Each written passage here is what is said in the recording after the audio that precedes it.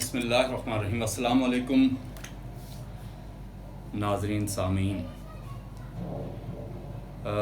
جیسے کہ کل سے میڈیا کے متعلق میں نے کچھ باتیں کی ہیں، اور بات تو آج میں نے پولیٹکس پہ کرنی تھی، لیکن وہ کل والے معاملات جو ہیں وہ ابھی کنٹینیو ہیں۔ اس میں جو ایک اپڈیٹ میں آپ کے سامنے رکھوں گا، اگر کل کی ویڈیو ہو سکے تو آپ سن لیجئے گا۔ اس میں نے بتایا تھا کہ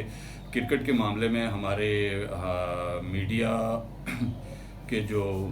لوگ ہیں وہ کس طرح اس کو کول ڈاؤن کر رہے ہیں اور اس کو ایک معمولی سے بس انڈیا کی شرارت دکھا رہے ہیں، جبکہ میں نے یہ عرض کیا تھا کہ 5 آئیز کا معاملہ ہے جو نیوزی لینڈ کے ایک معتبر میگزین ہارلڈ نے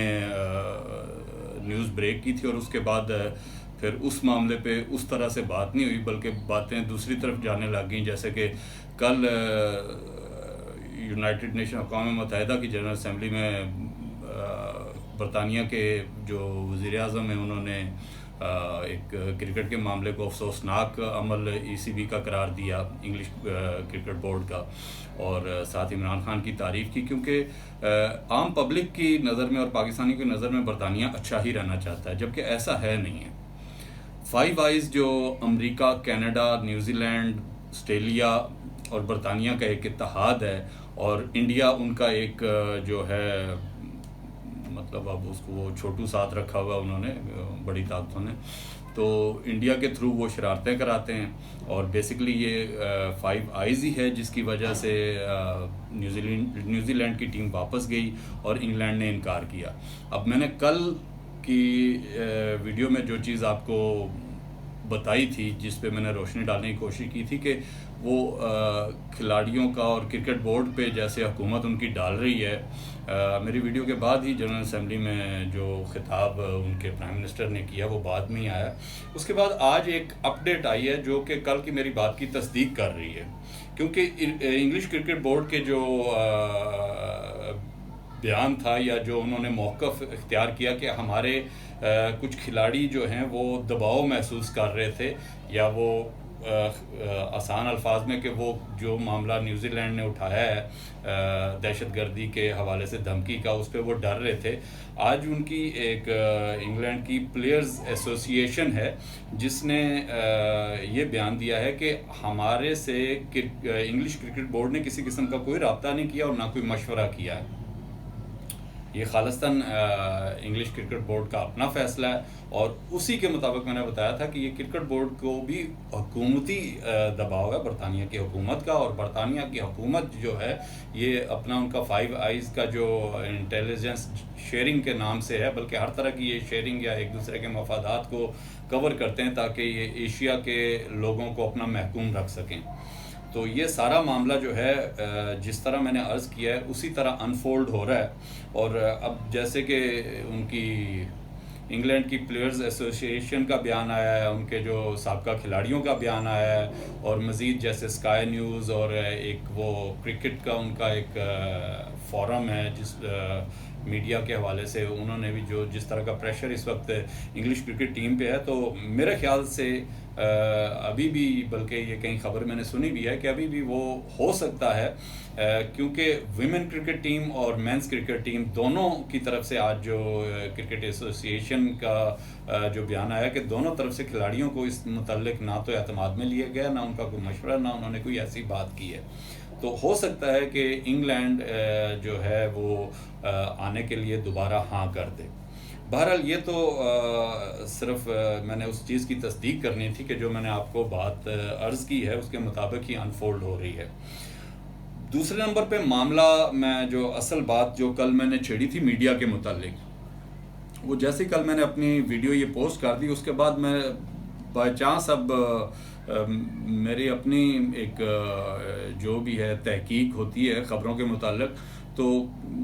بائی چانس دوبارہ وہ شامی صاحب کا میں پروگرام سن رہا تھا، اور اس میں پھر ایک معاملہ ایسا سینسٹیو کہ جسے عام فہم ہے ہمارے لوگوں میں تو یہ عام ہے، وہ سامنے آیا ویکسینیشن کے متعلق کہ نواز شریف کا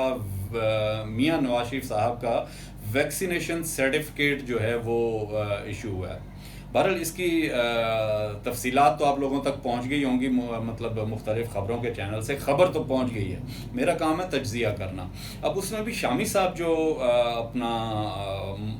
جو بھی اس میں اپنا موقف دے رہے ہیں یا وہ اپنا تجزیہ دے رہے ہیں، وہ کچھ اس طرح سے تھا کہ انہوں نے پہلے حکومتی 2-3 وزراء کے نام لے کے، جس میں شبلی فراز اور دوسرے جو ہیں وزیر اطلاعات science and technology Fawad Chaudhry صاحب، ان کے نام لے کے تھوڑا انہوں نے مذاق کیا جس طرح، اور پھر اس کے بعد انہوں نے کہا جی یہ تو بڑا حساس ہے، نادرا کا ڈیٹا جو ہے وہ اس طرح عام اس پہ ایکسیس ہو سکتی ہے، ٹھیک ہے۔ اس کے بعد مریم نواز صاحبہ کا اس پہ جو موقف ہے وہ آیا جی یہ انہوں نے تمام تر اپنی چیزوں کو انٹرنیشنلی مشکوک، اصل میں یہ ان کی خواہش ہے جسے وہ عوام کے وہ یا ملک کی ہمدردی کے الفاظ میں لپیٹ کے کہ انٹرنیشنلی جو ہے یہ تمام ڈیٹا اور تمام ان کے کووڈ کے متعلق جتنی بھی تفصیلات ہیں ان کو مشکوک بنا رہی ہیں، حالانکہ یہ عمل کیا اسی لیے گیا ہے۔ اور یہ اگر آپ یہ ایک میڈیکل رپورٹ ہے نا، اسی طرح جیسے میاں نواز شریف صاحب کی جو جعلی میڈیکل رپورٹس بنی وہ اسی طریقے سے بنی ہے نا۔ اب اس میں میں کچھ نہیں کہہ سکتا کہ حکومت نے اس وقت کیوں نہیں انویسٹیگیٹ کیا کہ وہ کون سی لیبارٹریز یا وہ کون سے اصحاب ہیں جو ان رپورٹس پہ کام کر رہے تھے۔ یہ معاملہ بالکل اسی طرح ہے، اور اس میں بات وہیں پہ آ جاتی ہے کہ میں اپنی 2-3 ویڈیو سے لگاتار ایک بات کر رہا ہوں کہ پاکستان دشمنوں میں گھرا ہوا ہے، بیرونی اور اندرونی۔ اس وقت ہماری فوج پہ، ہمارے اداروں پہ جس طرح کا دباؤ ہے، اور دباؤ اسی لیے ڈالا جا رہا ہے کہ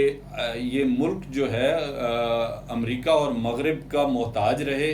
اور ملک کیا محتاج رہے گا؟ عام عوام، عام لوگ جن کو یہ جمہوریت کا ڈھکوسلا دے رہے ہیں۔ اس جمہوریت میں ہمارے لوگوں کے لیے کچھ نہیں ہے، یہ صرف ان سیاستدانوں کی پراپرٹیز ہیں، ویسٹ میں ان کے انٹرسٹ ہیں تمام ویسٹ میں، اور ان کے ذہنوں میں آج بھی وہی ہے کہ امریکہ جسے چاہے گا پاکستان کا اقتدار اس کے پاس جائے گا۔ میں نے عرض کیا تھا نا، اسی لیے ایک پارٹی جو ہے وہ اپنا سی وی لے کے امریکہ پہنچ جاتی ہے، جیسے ہی جو ہماری سیکیورٹی میٹنگ ہوئی تھی، دوسری پارٹی جو ہے وہ ہمارے دشمنوں کو بلاتی ہے۔ تو بھائی معاملہ بڑا سادہ اور سیدھا سا ہے کہ یہ جب تک آپ لوگ سمجھیں گے نہیں کہ حکومت کے لیے آئے دن چھوٹی چھوٹی شرارتیں پیدا کی جا رہی ہیں۔ ابھی آپ لوگوں کے سامنے جو ریڈ لسٹ سے پاکستان کو نکالا ہے برطانیہ نے، اور جو فیٹ اف میں پاکستان کو مشکلات کا سامنا ہے، اور جس طریقے سے یہ ہماری اپوزیشن ایشوز کو اٹھاتی ہے، جیسے یہ میاں صاحب کا کووڈ کا سرٹیفکیٹ ہی لے لیں، یا ان کی اپنی بیماریوں کا سرٹیفکیٹ، ان کی اپنی بیماریوں کا سرٹیفکیٹ جو ہے وہ اتنا مطلب کہ ان کی فیور میں نہیں جا رہا، لیکن یہ جو سرٹیفکیٹ ہے یہ ہمارے دشمنوں کو ایک ہتھیار دے رہے ہیں کہ وہ پاکستان پہ کسی نہ کسی حوالے سے پابندیاں لگائیں، اور ان پابندیوں کے بعد یہ ہماری اپوزیشن جو ہے وہ یہ بولے کہ بھائی یہ ان سے حکومت نہیں سنبھالی جا رہی۔ تو ان معاملات کو اگر ہماری عوام، ہمارے عام لوگ اور خاص کر ووٹرز ان کو سمجھیں گے نہیں، تو یہ محکومیت کے طوق جو ہمارے گلوں میں ہیں اور جس طرح سے ہماری قوم کو پیچھے رکھا جا رہا ہے، یہ معاملہ ایسے ہی چلتا رہے گا۔ بیسک معاملہ جو ہے وہ اگر دیکھا جائے وہ صرف ایک ہی ہے، ہماری اپوزیشن ہمیں مغرب کا محکوم رکھنا چاہ رہی ہے، اور ایک بندہ یہ جو اس وقت ہمارا پرائم منسٹر ہے وہ ایک ایسا ہے کہ جو اس قوم کو ان اندھیروں اور ان پریشانیوں سے نکالنا چاہ رہا ہے، اور اس میں ہماری عوام اور ہر طرح کا طبقہ جو ہے جس طرح کی سازشیں ہو رہی ہیں ان کا حصہ بن کے اس کو اندرونی طور پہ کمزور کر رہے ہیں۔ حالانکہ بیرونی دنیا پہ اس وقت آپ کل کا برطانیہ کے وزیر اعظم کا وہ بیان سن لیں، یا جو یہ شنگھائی تعاون تنظیم کے جو معاملات جو ان کا سیشن ہوا ہے اس میں دوشنبہ میں تاجکستان میں، تو مطلب کہ ایک لیڈنگ رول پلے کر رہے ہیں. اور اس کے بعد چین ایک ابھرتی ہوئی طاقت اور جو اس ڈائریکشن میں جا رہی ہے کہ وہ امریکہ کو چیلنج کر سکے، تو چین تک کو کاؤنٹر کرنے کے لیے پاکستان کو استعمال کرنے کی خواہش ہے مغرب کی. اور اسی چیز کو آگے بڑھانے کے لیے اس وقت خان صاحب کو اندرونی طور پہ کمزور کیا جا رہا ہے. اور اس میں جو خان صاحب کی اپنی پارٹی ہے اس میں بھی اتنی کمزوریاں اور وہ اتنے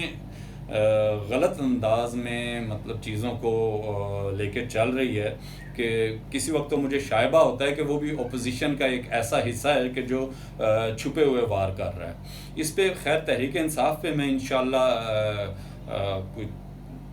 نیکسٹ منتھ میں 1-2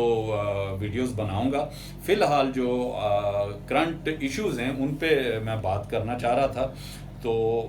آج کا ایک تو کرکٹ کا معاملہ مزید جو انفولڈ ہوا ہے وہ آپ لوگوں کے سامنے رکھا ہے، اور کووڈ کے حوالے سے جو یہ حرکت نون لیگ کی طرف سے کی گئی ہے، جس طرح کہ میاں صاحب کے انہوں نے جعلی سرٹیفکیٹ بنا کے ان کو باہر بھیجا، اور آج ان کا ایک ویکسینیشن کا جعلی سرٹیفکیٹ بنا کے دنیا کو یہ باور کرانے کی کوشش کی کہ پاکستان کی ہر چیز فیک ہے، تاکہ پاکستان کے اوپر کووڈ کے حوالے سے دوبارہ کوئی مسئلے مسائل آئیں تو یہ اپنے لوگوں کو یہ کہیں کہ خان صاحب کی حکومت کمزور ہے، اور برطانیہ یا امریکہ یا کسی اور ملک کو یہ بہانہ مل جائے کہ یہ ریلائبل ان کے جو بھی یہ سٹیپس لے رہے ہیں وہ ریلائبل نہیں ہیں. اور جس طرح آپ کو معلوم ہے کہ برطانیہ میں ہمارے ملک سے جو بھی پاکستانی جاتے تھے ان کو 5-6 لاکھ روپیہ پے کرنا پڑتا تھا. تو فیصلہ آپ لوگوں نے کرنا ہے. انشاءاللہ کل ایک نئی ویڈیو کے ساتھ آپ کے پاس حاضر ہوں گے. اللہ حافظ. اور جاتے جاتے میں ایک بات دوبارہ عرض کر دوں کہ یہ چینل آپ لوگوں کی مدد سے چلے گا،